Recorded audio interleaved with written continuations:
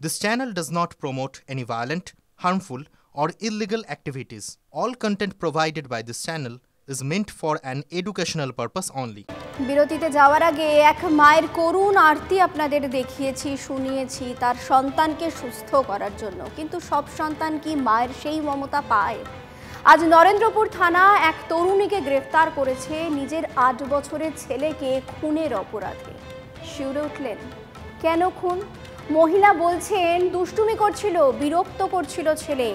এই সামান্য কারণে সন্তানকে মেরে ফেলবে মা?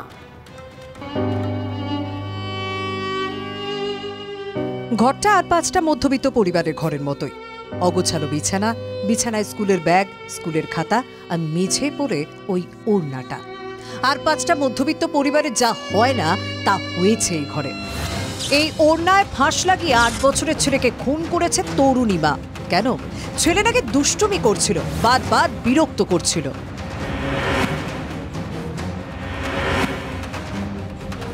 আমরা যখন চিল্লামিল্লি হচ্ছে এসে দেখলাম যে বাচ্চাটাকে ওইভাবে বের করছে। আমি সঙ্গে সঙ্গে এসে জল টল নিয়ে এলাম, দেখলাম বাচ্চাটার গা ফা এমনি ঠান্ডা হয়ে গিয়েছে, গলা ফাঁসের দাগ।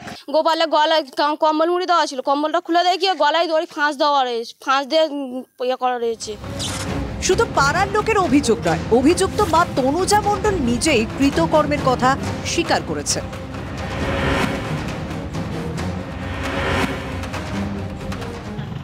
মেরেছো?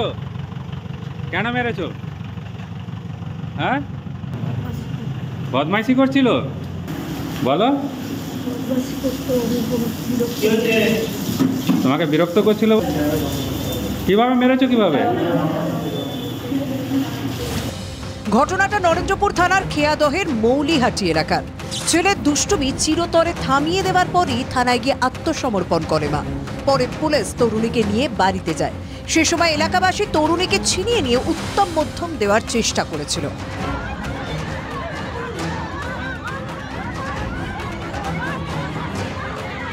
যদিও পুলিশ তৎপর থাকায় সে চেষ্টা সফল হয়নি। প্রতিবেশী পরিজনরা বলছেন, ওই ভাইয়ের ছেলে কি দিয়ে ফাঁসছিল? ও গামছা দিয়ে ওন্না দেওয়া ছিল। ওই ভাইয়ের বুক। হ্যাঁ, মেরে গিয়ে থানায় গিয়ে সিলিন্ডার করেছে। শুধু বড় ছেলে নয়, এর আগে ছোট ছেলেকেও খুনের অভিযোগ তরুণীর বিরুদ্ধে। কটা বাচ্চা ছিল না? ওনার 2টা বাচ্চা, একটা 1.5 বছরের বাচ্চা সে মেরে দিয়েছে। আগের বছর ওর মাই মেরেছে এরকম সময়। কত বছর আগে? সেম গলায় 2 বছর আগে। মায়ের আঁচল, মায়ের ওড়না সব সন্তানের সব আশ্রয়। সেই ওড়না পেঁচিয়ে সন্তানকে খুন মায়ের। নরেন্দ্রপুরের ঘটনা আঁতকে ওঠার মতো। মা যখন তার সন্তানকে হত্যা করে তখন সেটাকে আমরা বলি ফিলিসাইড।